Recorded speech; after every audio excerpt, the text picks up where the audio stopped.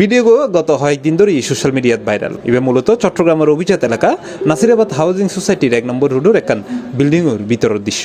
এই ভিডিওত অশ্লীল অঙ্গভঙ্গি করা যে মেয়েফা করে দেখা যায় তিনি নিজেরাই ওই ভবনের মালিক দাবি করি আইসি ভবন দখল করি পেলাই। তবে এই মেয়েফাগুলোরে দেখি হনভাবেই মনোনমর তারা এরকম একখান অভিজাত এলাকাত বিল্ডিংয়ের মালিক হইতে পারে। আবার তারা যে ভবন গান দখল করতে এসছে তাও আবার এই ভবন গান নাসিরাবাদ হাউজিং অবস্থিত পুলিশ কমিশনার বাসভবনের ঠিক পাশেই অবস্থিত। তবে খবরই জানা গিয়ে এই মেয়েফাগুর ফোঁরে এই ভবন কিংবা নাসিরাবাদ হাউজিং এর হন ভবনের ফোঁরেই হন সম্পর্ক নাই।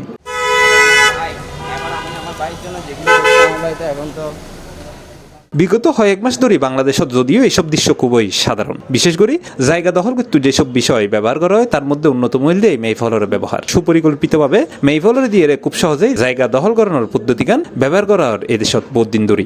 আমি এই জায়গাটা দীর্ঘদিন যাবৎ বুক দখলে আছি। আমি ক্রয়সূত্রে মালিক। আমি জায়গাটার রেজিস্ট্রি করে নিয়েছি সরকারকে রেভিনিউ 30 লক্ষ টাকা রেভিনিউ। জায়গার নাম এই জায়গাটা হচ্ছে যে নাসিরাবাদ আবাসিকের 1 নম্বর 11 নম্বর বাড়ি, প্লট নাম্বার হচ্ছে যে 50 সানশাইন স্কুলের পাশের অংশ এটা। তো এইটাতে আমি বুক দখলে আছি দীর্ঘদিন এবং এটা যেখানে বসে আমি সংবাদ সম্মেলন করতেছি এটা আমার নিজস্ব অফিস। দীর্ঘদিন যাবৎ আমি অফিস করি এখানে এবং আমার এখানে লোকজন বসবাস করে, আমি নিজেও থাকি এখানে। এবং চৌহার্দি দেওয়া এবং আমারটা ডিমিগ্রেশন করা এবং করে আমি জায়গাটা কিনে নিছি। এই পর্যন্ত কোনো ঝামেলা হয় নাই বিগত দিনে, কিন্তু ইদানিং দেখতেছি আমার অংশীদার এখানে যারা আছে এটা 19 কাঠা জায়গা, তার মধ্যে 5.6 কাঠা জায়গা আমার এবং আমার রেজিস্ট্রিকৃত দলিল আমার কাছে আছে এবং দলিল সংক্রান্ত বায়া দলিল সংক্রান্ত ডিটেলস আমার অ্যাডভোকেট সাহেবে বলবেন। তার আগে আমি বলি আমার সাইনবোর্ড লাগানো এখানে একদম পাথরখচিত সাইনবোর্ড ঢুকানো আছে, লাগানো আছে।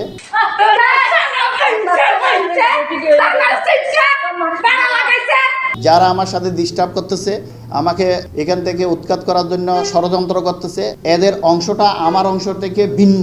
এখন আমার ক্রয় সূত্রে মালিকের বিস্তারিত ডিটেলস আমার অ্যাডভোকেট সাহেবে আপনাদেরকে তুলে ধরবেন। যাদের বিরুদ্ধে আমি সংবাদ সম্মেলন করার জন্য আসছি হাবিবুল্লাহ ইদ্রিস এবং সিরাজউদ্দৌলা ইদ্রিসের ওয়াইফ। ওনারা যোগসাজশ করে আমাকে বিভিন্ন মিথ্যা মামলায় জড়ানো এবং প্রাণনাশের এখান থেকে উঠাই নেবে, অনেকবার গাড়ি নিয়ে লোকজনও আনছিল।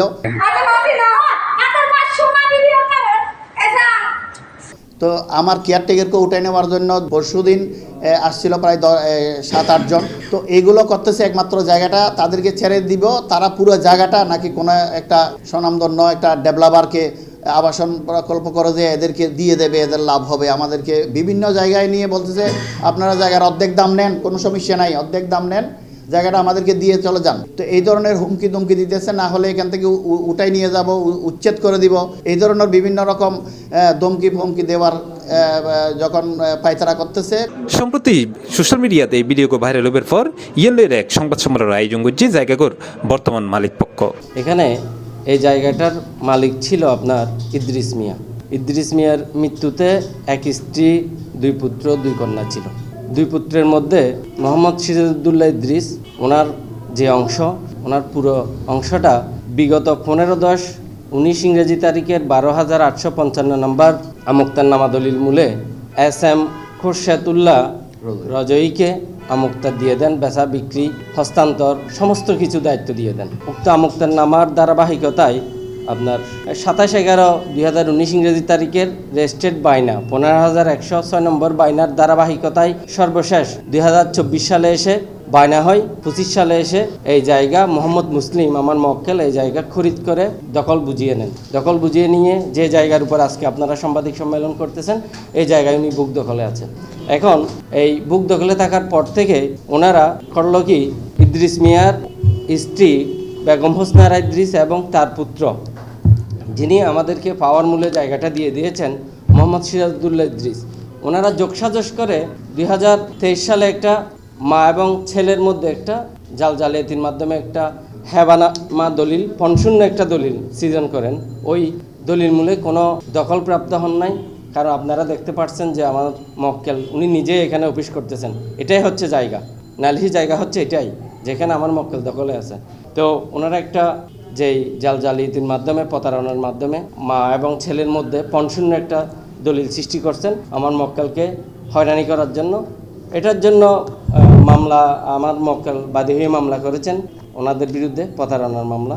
নিবলদি দলিল যার জমিতার, কিন্তু বাংলাদেশত যেন তার উল্টো, এরে দখল যার জমিতার। এহতালে হনসমত রাজনৈতিক ক্ষমতার মাধ্যমে আবার হনসমত ইসরায়েলরে ব্যবহার করি কিংবা সন্ত্রাসী হলরে ব্যবহার করি, অথবা এইভাবে মেইফলরে ব্যবহার করি জায়গা জমি দখল বেদখলর ঘটনা ঘটের এ দেশত অসংখ্য, যা বিশ্বর অন্য হন দেশত সম্ভব কিনা আর জানা নাই।